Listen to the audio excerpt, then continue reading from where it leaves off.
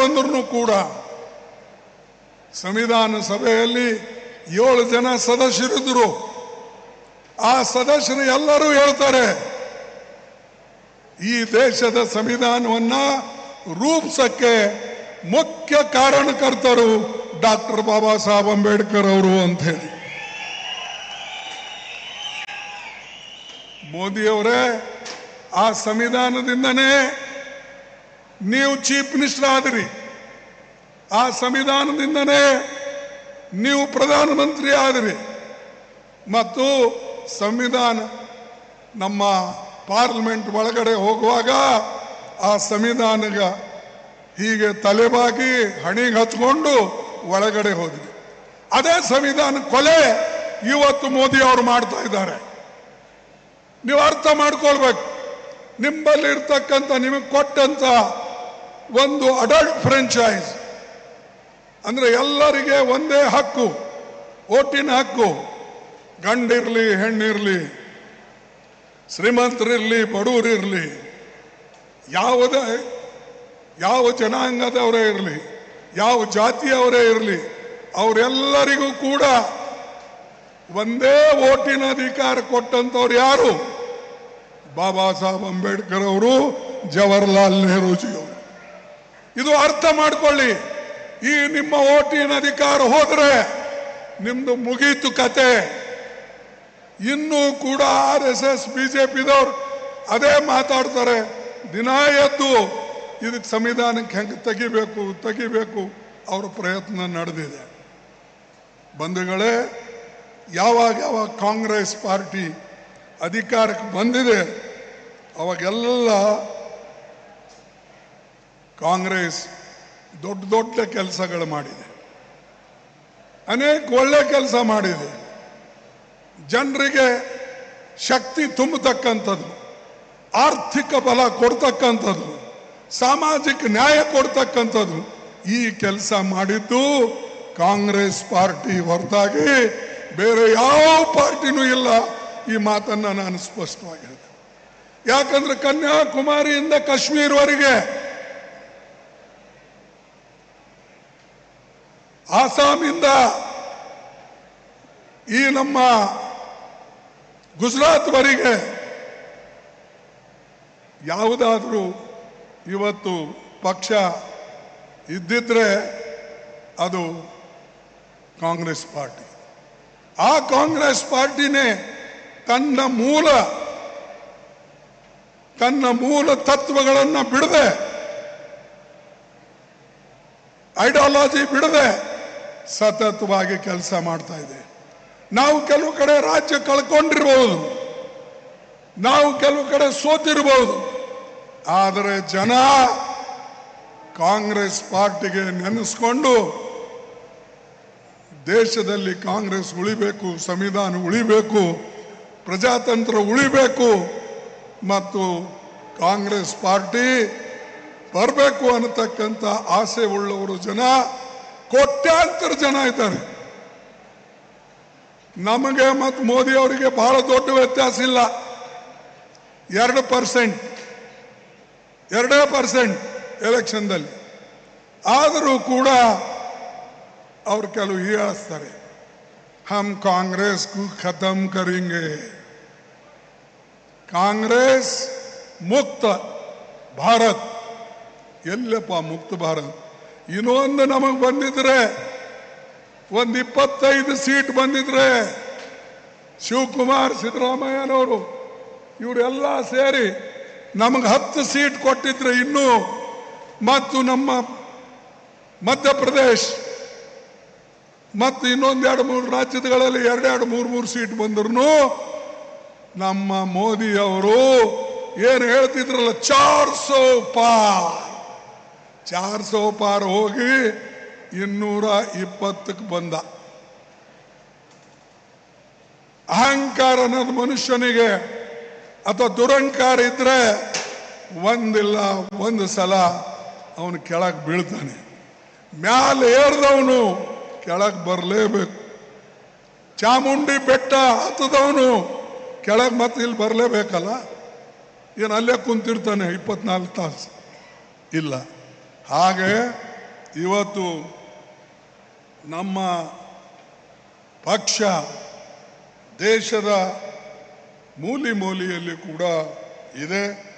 ಇದಕ್ಕೆ ನಾವೆಲ್ಲರೂ ಕೂಡ ಒಳ್ಳೆ ಕೆಲಸ ಮಾಡಿ, ಈಗ ನಮ್ಮ ಕರ್ನಾಟಕದಲ್ಲಿ ಇದು ಒಳ್ಳೆ ಕೆಲಸ ನಡೆದಿದೆ. ನಮ್ಮ 5 ಗ್ಯಾರಂಟಿ ಇಡೀ ದೇಶದಲ್ಲೇ ಪ್ರಸಿದ್ಧವಾಗಿದೆ.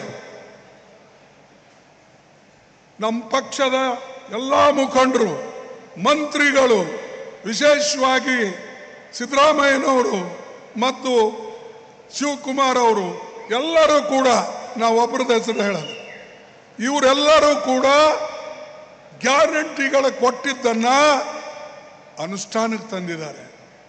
ಮೋದಿ ಬಿಜೆಪಿ ಸರ್ಕಾರ ಅಥವಾ ಏನಿವತ್ತು ಅವರ ಎಲ್ಲ ಕಡೆ ಮುಖ್ಯಮಂತ್ರಿಗಳು ಮಾಡಿದ್ದಾರೆ, ಆ ಮುಖ್ಯಮಂತ್ರಿಗಳಿಗೆ ಉಸಿರೇ ಇಲ್ಲ, ಬಾಯೇ ತರೋದಿಲ್ಲ. ಬರೇ ಅವ್ರ ಪರವಾಗಿ ಯಾರು ಬಾಯಿ ತೆರೀತಾರೆ ಅಥವಾ ನಾ ಹೇಳಬಾರ್ದು ಹೊಗಳ್ತಾರೆ ಅಂತ ಚೆನ್ನಾಗಿರಲ್ಲ, ಯಾರು ಬಾಯಿ ತೆರೀತಾರೆ? ಮೋದಿ ಒಬ್ಬರೇ. ಇಲ್ಲಿ ನಮ್ಮಲ್ಲಿ ಪ್ರತಿಯೊಬ್ಬ ಕಾರ್ಯಕರ್ತ, ಪ್ರತಿಯೊಬ್ಬ ನಾಯಕ, ಪ್ರತಿಯೊಬ್ಬ ಮಂತ್ರಿ, MLA, ಮುಖ್ಯಮಂತ್ರಿ, ಉಪಮುಖ್ಯಮಂತ್ರಿಗಳು ಎಲ್ಲರೂ ಕೂಡ ಮಾತಾಡಿ ಕೆಲಸ ಮಾಡತಕ್ಕಂಥ ಜನ ಈ ಕಾಂಗ್ರೆಸ್ನಲ್ಲಿದ್ದಾರೆ. ಇದು ನಮ್ಮ ಪಾರ್ಟಿ, ಇದು ನನ್ನ ಪಾರ್ಟಿ. ಈ ನನ್ನ ಪಾರ್ಟಿಯಲ್ಲಿ ಕೆಲಸ ಮಾಡೋ ಪಾರ್ಟಿಯಲ್ಲಿ ಮಾತಾಡೋ ಜನ ಇದ್ದಾರೆ, ಬಯ್ಯ ಜನ ಇದ್ದಾರೆ, ಅಲ್ಲೆಲ್ಲ ಟೀಕಾಚಾರಿಗಳು ಭರ್ತಿಯಾಗಿದ್ದಾರೆ. ನಮ್ಮಲ್ಲಿ ಕೆಲಸ ಮಾಡಿ ತೋರಿಸೋರು, ನಿಮ್ಮನ್ನು ಉಪಯೋಗ ಆಗ್ತಕ್ಕಂಥ ಎಲ್ಲ ಕೆಲಸ ಇವತ್ತು ಸಿದ್ದರಾಮಯ್ಯ ಅವರ ನೇತೃತ್ವದಲ್ಲಿ ಆಗಿದೆ. ಅವ್ರಿಗೆಲ್ಲರೂ ಸಹಕಾರ ಕೊಡ್ತಾ ಇದ್ದಾರೆ. ಆದರೆ ಒಂದೊಂದು ಸಾರಿ ಪತ್ರಿಕೆಯಲ್ಲಿ ದಿನ ನೋಡ್ತೀನಿ ನಾನು, ಅದು ಯಾಕೆ ಬರ್ತದೋ ಏನೋ ನನಗೆ ಗೊತ್ತಿಲ್ಲ. ಎಲ್ಲರೂ ಪಾರ್ಟಿ ಕೆಲಸ ಮಾಡ್ತಾನೆ ಇದ್ದಾರೆ, ಎಲ್ಲರೂ ತಮ್ಮ ತಮ್ಮ ಇಲಾಖೆಯಲ್ಲಿ ಕೆಲಸ ಮಾಡ್ತಾ ಇದ್ದಾರೆ, ಗ್ಯಾರಂಟಿಗಳು ಕೊಡ್ತಾ ಇದ್ದಾರೆ. ಗ್ಯಾರಂಟಿಗಳು ಕೊಟ್ಟಿಲ್ಲ, ಇಲ್ಲಿ ತಾವು ಪ್ರಾಮಾಣಿಕವಾಗಿ ಹೇಳಿ, ಇಲ್ಲಿ ಸೇರಿದಂಥ ಜನ ದಯವಿಟ್ಟು ನಿಷ್ಪಕ್ಷಪಾತವಾಗಿ ಹೇಳಿ, ನಿಮಗೆ ಗ್ಯಾರಂಟಿಗಳು ಮುಟ್ಟಿವೇ ಇಲ್ಲ, ಮುಟ್ಟಿವೇ ಇಲ್ಲ. ಮತ್ತು ಗ್ಯಾರಂಟಿ ಮುಟ್ಟಿದ ಮೇಲೆ ನೀವು ನಮ್ಮನ್ನ ಹೊಗಳಬೇಕೋ ತೆಗಳಬೇಕೋ ನೀವೇ ಹೇಳಿ. ಅದಕ್ಕೆ ನಮ್ಮ ಪಾರ್ಟಿ ಅಂದರೆ ಕೆಲಸದ ಮಾಡಿ. ಇಂದಿರಾ ಗಾಂಧಿ ಅವರ ಕಾಲದಲ್ಲಿ 10 ಔಷಧ ಕಾರ್ಯಕ್ರಮ ಇಡೀ ದೇಶ ತುಂಬ ಕೊಟ್ಟೆವು. ಆದರೆ ಕೆಲವು ಜನ ಬೈದರು ಆವಾಗೂ ನಮಗೆ. ಅದು ಆದಮೇಲೆ 20 ಔಷಧ ಕಾರ್ಯಕ್ರಮ ಕೊಟ್ಟೇವೆ. ಅದನ್ನು ಕೂಡ ಅಂದಿನ ದೇವರಾಜ ಅರಸು ಅವರು ಮತ್ತು ಇಂದಿರಾ ಗಾಂಧಿಯವರು ಮಾಡಿದರು. ಲಕ್ಷಾಂತರ ಕೋಟ್ಯಾಂತರ ಜನರಿಗೆ ಕರ್ನಾಟಕದಲ್ಲಿ ಮಾಲೀಕರಾದರು. ಆಮೇಲೆ ಬಿಡುಗಡೆ ಅನೇಕ ಜಮೀನ್ದಾರಗಳು ಜಮೀನು ಕಳ್ಕೊಂಡು ಅವರು ಇಂದಿರಾ ಗಾಂಧಿಗೆ ಬೈತ ಮಾಡಿದ್ಯಾರು? ಕಾಂಗ್ರೆಸ್ ರೀ, ಕಾಂಗ್ರೆಸ್ ತತ್ವ. ಅಂತ ಒಂದು ಕೆಲಸ ಇವತ್ತು ಮೋದಿ ಅವರು ತೋರಿಸಿ ನಿಮಗೆ. ಭೂ ಸುಧಾರಣೆ ಕಾನೂನು ಇನ್ನು ಬಿಟ್ಟು ಹೋಗಿದೆ. ಬಿಹಾರ್, UP, ಗುಜರಾತ್ ಇಲ್ಲೆಲ್ಲ ಇನ್ನೂ ಬಿಟ್ಟು ಹೋಗಿದೆ. ನೀವು ಯಾಕೆ ಅದನ್ನು ಇಂಪ್ಲಿಮೆಂಟ್ ಮಾಡೋದಿಲ್ಲ? ನೀವು ಯಾಕೆ ಬಡವರ ಹತ್ರ ಹೋಗೋದಿಲ್ಲ? ಮೋದಿ ಬಡವರ ಹತ್ರ ಎಲ್ಲಿ ಹೋಗಲ್ಲ. ಈಗ ನಾವು ಬಂದೇವಲ್ಲಕ್ಕೆ ಈ ರಸ್ತೆಯಲ್ಲಿಂದ ಇಂಥದ್ದೇ ಒಂದು ರಸ್ತೆ ಮಾಡ್ಕೋತಾನೆ, ಪಬ್ಲಿಕ್ ಮೀಟಿಂಗ್ನ ಕೈಸೆ ಹೋ ಅನ್ಕೊಂಡು ಬರ್ತಾರೆ. ಇದರಿಂದ ದೇಶ ಉದ್ಧಾರ ಆಗಲ್ರಿ. ದೇಶ ಉದ್ಧಾರ ಆಗಬೇಕಾದ್ರೆ ದೊಡ್ಡ ದೊಡ್ಡ ಕಾರ್ಖಾನೆಗಳು ಬರಬೇಕು, ದೊಡ್ಡ ದೊಡ್ಡ ನಮ್ಮ ಇನ್ವೆಸ್ಟ್ಮೆಂಟ್ ಬರಬೇಕು. ಆವಾಗ ಮಾತ್ರ ಜನರಿಗೆ ನೌಕರಿ ಸಿಗ್ತದೆ, ಹೊಟ್ಟೆಗೆ ಊಟ ಸಿಗ್ತದೆ, ಮೈಗೆ ಬಟ್ಟೆ ಸಿಗ್ತದೆ, ಸಾಧ್ಯ ಇದೆ. ಆದರೆ ಕೆಲವು ಜನ ಅದು ನೆನಪಿಡೋದಿಲ್ಲ.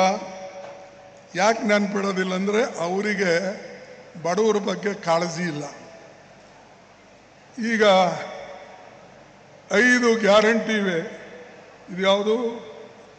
ಗೃಹಲಕ್ಷ್ಮಿನ, ಗೃಹಜ್ಯೋತಿ, ಗೃಹಲಕ್ಷ್ಮಿ, ಇನ್ನೊಂದು ಅನ್ನಭಾಗ್ಯ, ಯುವನಿಧಿ, ಶಕ್ತಿ ಯೋಜನೆ. ಇವೆಲ್ಲ ಯೋಜನೆಗಳು ಏನು ಸಿದ್ದರಾಮಯ್ಯನ ಮನೆಗೆ, ಶಿವಕುಮಾರ್ ಮನೆಗೆ, ಪರಮೇಶ್ವರ್ ಮನೆಗೆ, ಮುನಿಯಪ್ಪನ ಮನೆಗೆನಾ? ಯಾರಿಗೋಸ್ಕರ ಇವು? ಇದು ಸಾಮಾನ್ಯ ಜನರಿಗೋಸ್ಕರ ಮಾಡಿ ಕೊನೆಗೆ ನಾವು ಬಯಸ್ಕೊಳ್ಳೋದೇನೆಂದ್ರೆ ಏನ್ರಿ ಡೆವಲಪ್ಮೆಂಟ್ ಆಗಿಲ್ಲ, ಎಲ್ಲ ನಾರಾಜಾಗ. ನನಗೆ ದುರ್ದೈವ ಅಂದ್ರೆ ನಮ್ಮವರೇ ಕೆಲವು ಹೇಳ್ತಾರೆ, ಕೆಲವು ಸಲ ಭೇಟಿಯಾದಾಗ, ಅರೆ ಇಷ್ಟು ಕಾರ್ಯಕ್ರಮಗಳು ನಿಮಗೆ ಕೊಟ್ಟ ಮೇಲೆ ನೀವು ಅದನ್ನ ಹಳ್ಳಿಗೆ ಒಯ್ದು ತಲುಪಿಸಿ ಅವ್ರ ಸುಖ ದುಃಖ ಕೇಳಿ ಅಧಿಕಾರಿಗಳಾಗಲಿ, MLAಗಳಾಗಲಿ, MP ಗಳಾಗಲಿ ಮುಟ್ಟಿಸ್ರಿ, ಯಾವ ಪಾರ್ಟಿಯವರೇ ಆಗಲಿ. ಯಾಕಂದ್ರೆ ಇವತ್ತು ಯುವನಿಧಿ ಏನು ನಮ್ಮ ಪಾರ್ಟಿ ಹುಡುಗರಿಗೆ ಗುರುತಿಸ್ಕೊಡ್ತೇವ, ಅಥವಾ ಅನ್ನಭಾಗ್ಯ ನಮ್ಮ ಪಾರ್ಟಿದವರಿಗೆ ಗುರುತಿಸ್ಕೊಡ್ತೇವ, ಗೃಹಲಕ್ಷ್ಮಿ ನಮ್ಮ ಪಾರ್ಟಿಯವರಿಗೆ ಗುರುತಿಸಿಡ್ತೇವ, ಅಥವಾ ಗೃಹಜ್ಯೋತಿ ನಮ್ಮ ಪಾರ್ಟಿ, ಅರೆ ಇವು ಎಲ್ಲರಿಗೂ ಕೂಡ ಸಿಗುತ್ತೆ. ಇದು ಆದ್ರೂ ಒಬ್ಬರು ಬಾಯಿಂದ ನಾ ಇಷ್ಟು ಕೊಟ್ಟಿದ್ದಾರೆ, ಈ ಸರ್ಕಾರ ಬಂದ ಮೇಲೆ ಇಷ್ಟು ಒಳ್ಳೆ ಕೆಲಸ ಆಗಿದೆ ಅಂತ ಹೇಳಿ ಅಪೋಸಿಷನ್ದವ್ರನ್ನೂ ಸ್ವಲ್ಪ ಹೇಳಬೇಕು. ನಾನು ರೆವೆನ್ಯೂ ಮಂತ್ರಿ ಆಗಿದ್ದೆ. ನಾವು ಎಲ್ಲೆಲ್ಲಿ ಅಪೋಸಿಷನ್ MLA ಅವರಿಗೂ ಮೆಂಬರ್ ಮಾಡ್ತಿದ್ದೇವೆ. ಕಮ್ಯುನಿಸ್ಟ್ದವ್ರು ಕಡಿಮೆ ಬಿದ್ದರೆ ಕಮ್ಯುನಿಸ್ಟ್ದವರಿಗೂ ಸೇರಿಸಿದ್ದೀವಿ. ಬೇರೆ ಬೇರೆ ಪಾರ್ಟಿದವರಿಗೂ ನಾವು ಲ್ಯಾಂಡ್ ಟ್ರಿಬ್ಯುನಲ್ನಲ್ಲಿ ಹಾಕಿ ಎಲ್ಲರಿಗೆ ಭೂಮಿ ಕೊಡ್ತಕ್ಕಂಥ ಕೆಲಸ, ಟೆನೆಂಟ್ ಮಾಡ್ತಕ್ಕಂಥ ಕೆಲಸ, ಕಾಯಂ ಮಾಡ್ತಕ್ಕಂಥ ಕೆಲಸ ನಾವು ಮಾಡಿದ್ವಿ. ಇದು ಕಾಂಗ್ರೆಸ್ ಕೆಲಸ. ಈಗೂ ಕೂಡ ಕೋಟ್ಯಾಂತರ ಜನರಿಗೆ ಲಾಭ ಆಗ್ತಕ್ಕಂಥ ಕೆಲಸ ಇದೆ. ಅದನ್ನು ಬಿಟ್ಟು ದುಡ್ಡಿಲ್ಲ, ಈ ಸರ್ಕಾರ ದಿವಾಳಿ ಎದ್ದಿದೆ. ಎಲ್ಲಿದ್ದಿದೆಪ್ಪ ದಿವಾಳಿ? ಎಲ್ಲಿ ಹೇಳಿ ನೋಡೋಣ. ನಿಮ್ಮದೇನಾರ ಸಾಲ ಮಾಡಿದ್ರೆ ನಿಮಗೆ ಬ್ಯಾಂಕ್ದವ್ರು ಜಪ್ತಿ ಮಾಡಿ ನಿಮ್ಮ ದಿವಾಳಿ ಎತ್ತಿರ್ಬೇಕೆ ಹೊರತಾಗಿ ಸರ್ಕಾರ ದಿವಾಳಿ ಎದ್ದಿಲ್ಲ.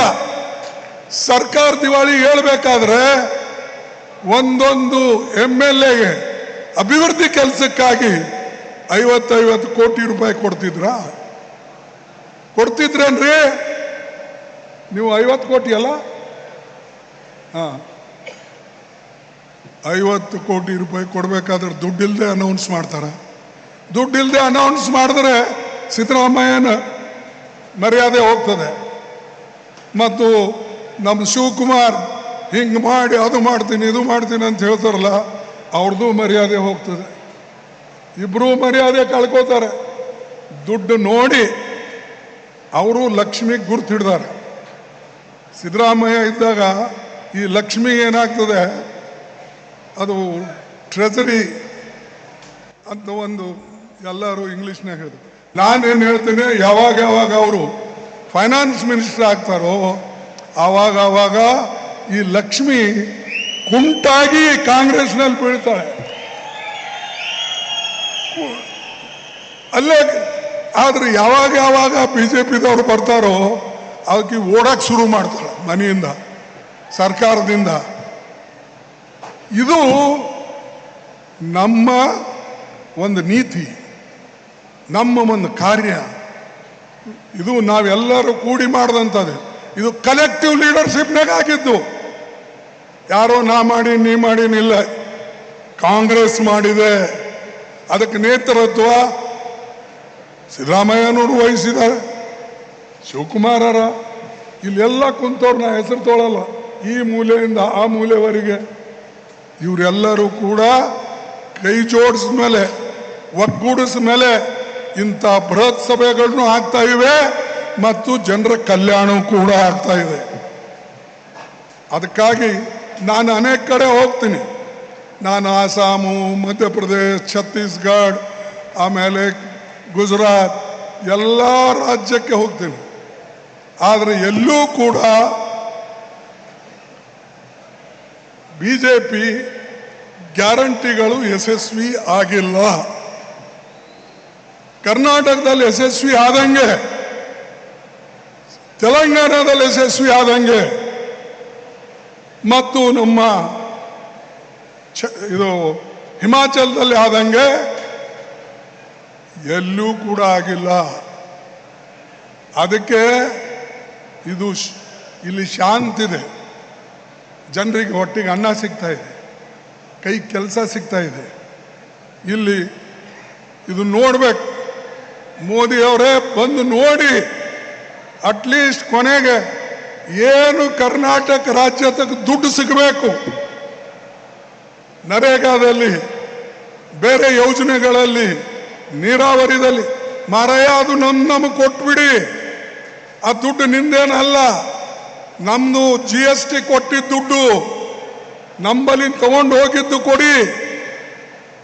ಕೋಟ್ಯಾಂತರ ರೂಪಾಯಿ ನಾವು ಸರ್ಕಾರಕ್ಕೆ ಕೊಡ್ತೇವೆ, ಅವರಿಂದ ಬರೋದು ನಮಗೆ 4% ಎಷ್ಟೋ ಬರ್ತದೆ ಏನೋ ಹೇಳ್ತಿದ್ರು. ಅದಕ್ಕೆ ನಾವು ಯಾವಾಗಲೂ ಕೂಡ ಇವತ್ತು ಒಳ್ಳೆ ಕೆಲಸ ಏನಾಗ್ತಾ ಇದೆ ಇದರ ಬಗ್ಗೆ ಇಲ್ಲಿ ಸಾಕಷ್ಟು ಒಂದು ಇದನ್ನು ಮಾಡಿದ್ದೇವೆ.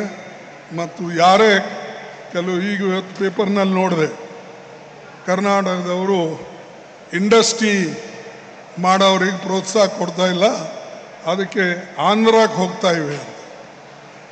ಕರ್ನಾಟಕ ಹುಡುಕೊಂಡು ಬರ್ತಾರೆ, ಕರ್ನಾಟಕದಲ್ಲಿ ದೊಡ್ಡ ಇನ್ವೆಸ್ಟ್ ಮಾಡ್ತೇವೆ ಅಂತ ಬರ್ತಾರೆ. ಆದರೆ ಕೆಲವು ಹೊಟ್ಟೆ ಕಿಚ್ಚಿನ ಜನ ನಮಗೆ ಟೀಕೆ ಮಾಡೋರಿದ್ದಾರೆ. ಎಲ್ಲಕ್ಕ ಔಷಧ ಸಿಗ್ಬೋದು ರೀ, ಹೊಟ್ಟೆ ಕಿಚ್ಚಿದ್ರೆ ಸಿಗ್ತದ? ಅದ್ರದ್ದು ಔಷಧ ಏನು? ಹೊಟ್ಟೆ ಕಿಚ್ಚ ದೂರ ಮಾಡ್ಲಿಕ್ಕೆ ಯಾವುದಾದ್ರೂ ಔಷಧ ನಿಂಬಲ್ಲಿ ಇದ್ರೆ ಅದು ಕೊಡಿ. ಹೀಗೆ ಹೊಟ್ಟೆ ಕಿಚ್ಚಿನ ಸರ್ಕಾರ ಕೇಂದ್ರದ ನಾವು ಮಾಡೋದನ್ನು ಅವ್ರು ಸಹಿಸ್ತದಿಲ್ಲ. ಬಂಧುಗಳೇ, ಎಷ್ಟೊಂದು ನಾವು ಈ ದೇಶಕ್ಕೆ ಕಾಂಗ್ರೆಸ್ ಪಾರ್ಟಿ ಮಾಡಿದೆ, ಅದರ 1% ಕೂಡ ಮೋದಿಯವರು ಮಾಡಿಲ್ಲ. ಎಲ್ಲ ಅದಾನಿ, ಅಂಬಾನಿ, ದೊಡ್ಡ ಶ್ರೀಮಂತರಿಗೆ ಅವರು ಮಾಡಿದ್ದೇ ಹೊರತಾಗಿ ಬಡವರಿಗಾಗಿಲ್ಲ. ಇನ್ನೊಂದು ಹೇಳ್ತೀನಿ, ಎಷ್ಟು ಸುಳ್ಳಾಡ್ತಾರೆ ಅವರು. ನಮಗೆ ಒಂದೊಂದು ಸಾರಿ ಪೇಪರ್ದಾಗ ನೋಡ್ತೀನಿ, ಏನಂತಂದರೆ ಈ ಸಿದ್ದರಾಮಯ್ಯ ಸುಳ್ಳಾಡಿದ್ರು, ಅಸತ್ಯ ನೋಡಿದ್ರು ಅಂತ. ಮಾರಾಯನವರೇ, ನಾವು ಅಸತ್ಯ ನೋಡಲ್ಲ, ನಾವು ಶಕ್ತಿ ಇದ್ದರೆ ಮಾಡ್ತೇವಂತ ಹೇಳ್ತೇವೆ. ಶಕ್ತಿ ಇಲ್ಲ ನಮ್ಮಲ್ಲಿ, ಶಕ್ತಿ ಬರೋವರಿಗೆ ತಾಳ್ತೇವೆ, ಬಂದಾಗ ನಾವು ಖಂಡಿತವಾಗಿ ಮಾಡ್ತೇವೆ. ಮೋದಿ ಏನು ಹೇಳಿದ್ರು ಮೊನ್ನೆ, ನಾ ಒಂದೇ ನಿಮಗೆ ಹೇಳ್ತೀನಿ. ಮೋದಿಜಿ ಅವರು 2-3-4 ದಿವಸದ ಹಿಂದೆ ಈ ಅಪಾಯಿಂಟ್ಮೆಂಟ್ ಜಾಬ್ ಕಾರ್ಡು ಹಂಚ್ತಾ ಇದ್ರು. ಹಂಚಿ ಏನು ಹೇಳ್ತಾ ಇದ್ರು, India is now counted among the top countries where equality is the highest. ಅಂದರೆ ಕೆಲವು ದೊಡ್ಡ ದೊಡ್ಡ ದೇಶಗಳು, ಪ್ರಗತಿ ಹೊಂದಿರತಕ್ಕಂಥ ದೇಶಗಳು, ಅದರ ಜೊತೆಯಲ್ಲಿ ನಾವು ಅದರ ಸಮಾನವಾಗಿದ್ದೇವೆ ಅಂತಕ್ಕಂಥ ಮಾತು ಈ ನಮ್ಮ ಮೋದಿಯವರು 4 ದಿವಸ ಹಿಂದೆ ಈ ಮಾತು ಹೇಳಿದರು. ಅದಕ್ಕೆ ನಿತಿನ್ ಗಡ್ಕರಿ ಏನು ಹೇಳಿದ್ರು? while Nitin Gadkari on 7th July says slowly the number of poor people in the country is increasing. ಇನ್ನು ಮೊದಲ ಮಾದೇವಪ್ಪ ನೀ ಕೇಳು, ಅವ್ರ ಕಿವಿ ತುಂಬಬೇಡ, ನೀನು ಕಿವಿ ಸರಿಯಾಗಿವಿ ಅವ್ರದ್ದು, ಸ್ವಲ್ಪ ಇದು ಕೇಳಲಿ. While Nitin Gadkari on 7th July says, slowly the number of poor people in the country is increasing and the wealth is getting concentrated in the hands of few rich people. This should not happen. ಯಾರು ಹೇಳಿದು? ಗಡ್ಕರಿ, ಅವ್ರ minister, important minister, once upon A time BJP ಅಧ್ಯಕ್ಷರು. ಅವ್ರು ಹೇಳ್ತಾರೆ ಇನ್ನೂ ದೇಶದಲ್ಲಿ ಅಸಮಾನತೆ ಇದೆ, ಬಡವರು ಆಗ್ತಾ ಇದ್ದಾರೆ, ಶ್ರೀಮಂತರಾಗ್ತಾ ಇದ್ದಾರೆ. ಗಡ್ಕರಿ ಹೇಳ್ತಾನೆ. ಮೋದಿ ಅವರು ಹೇಳ್ತಾರೆ ಇಂಡಿಯಾದಾಗ ಈಗ ಸಮಾನತೆ ದೃಷ್ಟಿಯಿಂದ, ಆರ್ಥಿಕ ದೃಷ್ಟಿಯಿಂದ ನಾವು ಪ್ರಪಂಚದ ಬೇರೆ ರಾಷ್ಟ್ರ ಜೊತೆಯಲ್ಲಿ ಮೇಲಿದ್ದೇವೆ ಅಂತಕ್ಕಂಥ ಮಾತು ಅವ್ರು ಹೇಳ್ತಾರೆ. ಯಾರ್ದು ನಂಬಬೇಕು ನೀವೇ ಹೇಳಿ? ಯಾರು ಸುಳ್ಳು? ಏನು ಮೋದಿ ಸುಳ್ಳು, ಏನು ಗಡ್ಕರಿ ಸುಳ್ಳು? ನೀವೇ ಹೇಳಿ. ಆಮೇಲೆ ಮೋದಿ ಗ್ಯಾರಂಟಿ ಒಂದೇ ಒಂದು ಗ್ಯಾರಂಟಿ, ಸುಳ್ಳಾಡ ಗ್ಯಾರಂಟಿ. ಯಾವ ಗ್ಯಾರಂಟಿ? ಸುಳ್ಳಾಡ ಗ್ಯಾರಂಟಿ ಮೋದಿದು. ನಮ್ಮ ಗ್ಯಾರಂಟಿಗಳು 5ಕ್ಕೆ 5 ಮಾಡತಕ್ಕಂಥ ಗ್ಯಾರಂಟಿ, ನಿಮ್ಮ ಹೊಟ್ಟೆ ತುಂಬಿಸ್ತಕ್ಕಂಥ ಗ್ಯಾರಂಟಿ, ನಿಮಗೆ ಬೆಳಕು ಕೊಡ್ತಕ್ಕಂಥ ಗ್ಯಾರಂಟಿ, ನಿಮ್ಮ ಕೈಯಲ್ಲಿ ಹಣ ಬರ್ತಕ್ಕಂಥ ಗ್ಯಾರಂಟಿ, ನಿಮಗೆ ಬಸ್ನಲ್ಲಿ ಓಡಾಡಿಸ್ತಕ್ಕಂಥದ್ದು ಗ್ಯಾರಂಟಿ. ಇದು ನಮ್ಮ ಗ್ಯಾರಂಟಿ, ಮೋದಿ ಅವ್ರದ್ದು ಸುಳ್ಳು ಗ್ಯಾರಂಟಿ. ಹಿಂಗೇನಾರ ಹೇಳಿದ್ರೆ ನೀವು ಭಾಳ ತಿಳ್ಕೋದು, ಏನಪ್ಪ ಇಷ್ಟು ಹೇಳ್ತಾನೆ, ಇವರು ಹಿಂಗೆ ಟೀಕೆ ಮಾಡ್ತಾರೆ. ಒಂದು ಮಾತು ನಿಮಗೆ ಹೇಳ್ತೀನಿ, ಅವ್ರ ಅಮೃತ್ ಕಾಲದಲ್ಲಿ ಏನಾಗಿದೆ ಅಂದ್ರೆ 1% ಜನರ ಕೈಯಲ್ಲಿ, 1% ಅತಿ ಶ್ರೀಮಂತರ ಕೈಯಲ್ಲಿ 40% ಹಣ ಇದೆ, ವೆಲ್ತ್ ಇದೆ. ಮತ್ತು ಕೆಳಗಡೆ ಇರ್ತಕ್ಕಂಥ 50% ಜನರ ಹತ್ರ, ಬಡವರ ಹತ್ರ 6.4% ಇದೆ. ನೀವು ಹೇಳಿ ದೇಶದ ಗತಿ ಏನಾಗಿದೆ? ಎಲ್ಲಿ ಬೆಳೆದಿದೆ? ಎಲ್ಲಿ ಡೆವಲಪ್ ಆಗಿದೆ? ಏನಾದರೂ ಜನ ಬದುಕಿದ್ರೆ ಇಂಥ ಗ್ಯಾರಂಟಿಲಿಂದ ಜನ ಬದುಕ್ತಾ ಇದ್ದಾರೆ ಹೊರತಾಗಿ ಮೋದಿ ಅವರ ಸುಳ್ಳು ಭರವಸೆಯಿಂದ ಅಲ್ಲ. ಅದಕ್ಕೆ ಬಂಧುಗಳೇ, ನೀವು ಇದು ನೆನಪಿಡಿ, ಎಷ್ಟು ಸುಳ್ಳಾಡ್ತಾರೆ ಅನ್ನೋದು ನಿಮಗೆ. ಬಟ್ ಅದಕ್ಕೇನು ಬರೆಯುವಾಗ ಹೇಳುವಾಗ ಈ ಅಷ್ಟು ಪ್ರಚಾರ ಬರಲ್ಲ. ನಾವೇನಾರ ಮಾತಾಡಿದ್ರೆ ಭಾಳ ಪ್ರಚಾರ ಬರ್ತದೆ, ಏನಾರ ಸ್ವಲ್ಪ ತಪ್ಪಾದರೆ ಭಾಳಷ್ಟು ಬರ್ತದೆ. ಬಂಧುಗಳೇ, ನೀವೇ ಹೇಳಿ, ಮೋದಿಯವರು 15 ಲಕ್ಷ ರೂಪಾಯಿ ಹೊರಗಡೆಯಿಂದ ಬ್ಲ್ಯಾಕ್ ಮನಿ ತಂದು ಎಲ್ಲರ ಜೇಬಿನಲ್ಲಿ ನಾನು 15 ಲಕ್ಷ ಹಾಕ್ತೀನಿ ಅಂತ ಹೇಳಿದ್ದು ನಿಜಾನೋ ಸುಳ್ಳು? ನೀವೇ ಹೇಳಿ. ಸುಳ್ಳ ಅಂದ್ರೆ ಮೋದಿ ಸುಳ್ಳು ನಿಜ? ಮೋದಿ ಮಾತುಗಳು ನಿಜಾನೋ ಸುಳ್ಳು? ಮತ್ತು ಇನ್ನೂ ಯಾಕೆ ಅವನ ಪರ ಬರೀತೀರಿ? ಇನ್ನೂ ಯಾಕೆ ಅವನ ಬಗ್ಗೆ ಏನೂ ಮಾತಾಡಲ್ಲ? ಬೇರೆಯವ್ರದಾದ್ರೆ ಏನು ಕೆತ್ತು ಬರೆದು ಬಿಸಾಕೋದು, ಟೀಕೆ ಮಾಡೋದು. ಎರಡನೇ ಸುಳ್ಳು, 2 ಕೋಟಿ ನೌಕರಿಗಳು ಕೊಡ್ತೀನಿ, ಜಾಬ್ ಗ್ಯಾರಂಟಿ 2 crores ಕೊಟ್ರ? 2 ಕೋಟಿ ಕೊಟ್ರ?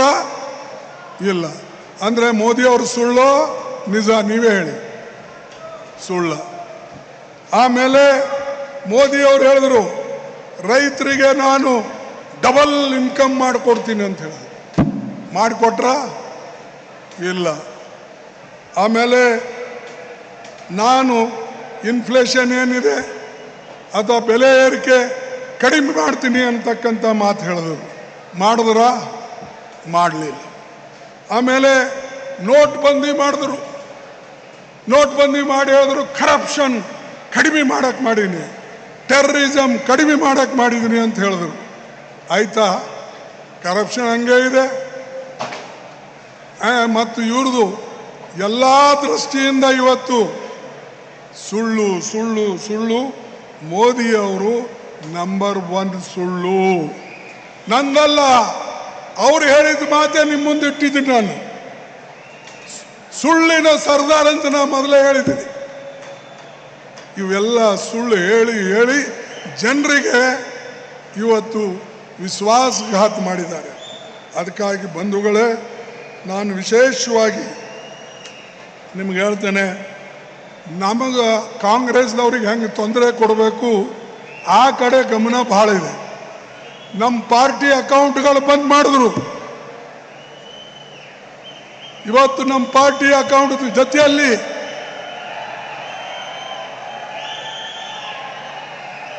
ಸ್ವಲ್ಪ ಇರಪ್ಪ, ಸ್ವಲ್ಪ ಇರಿ, ಇಲ್ದರೆ ಹೊರಗೆ ಹೋಗಿ. ನಿಮಗೇನು ಕೇಳಬೇಕಾಗಿಲ್ಲ ಅಂದ್ರೆ ಹೊರಗೆ ಹೋಗ್ಬೋದು. ಯಾರು ಕೇಳಬೇಕಾಗದ ಸತ್ಯ ಇದ್ದಿದ್ದ ಮಾತು ಮತ್ತು ದೇಶಕ್ಕಾಗಿ ಒಳ್ಳೆಯದು ಆಗಬೇಕು ಅಂತಕ್ಕಂಥದ್ದನ್ನು ನಾವು ಹೇಳ್ತಾ ಇದ್ದೇವೆ. ಕೇಳಬೇಕಾದ್ರೆ ಕೇಳಿ, ಇಲ್ಲಂದ್ರೆ ನೀವು ಎದ್ದು ನಿಮ್ಮ ದಾರಿಯಲ್ಲಿಂದ ಹೋಗ್ಬಿಡಿ. ಬಂಧುಗಳೇ, ನಾನು ಕೊನೆಯದಾಗಿ ಹೇಳ್ತೇನೆ, ನಿಮ್ಮ ಏನು ಬಾಬಾ ಸಾಹೇಬ್ ಅಂಬೇಡ್ಕರ್, ಪಂಡಿತ್ ಜವಾಹರ್ಲಾಲ್ ನೆಹರೂಜಿಯವರು ಈ ಸಂವಿಧಾನ ಉಳಿಸ್ಬೇಕು ಅಂತ ಹೇಳಿ ಒಳ್ಳೆಯ ಸಂವಿಧಾನ ಕೊಟ್ಟಿದ್ದಾರೆ. ಇದಕ್ಕೆ ನಾವೆಲ್ಲರೂ ಸೇರಿ ಉಳಿಸ್ಬೇಕು.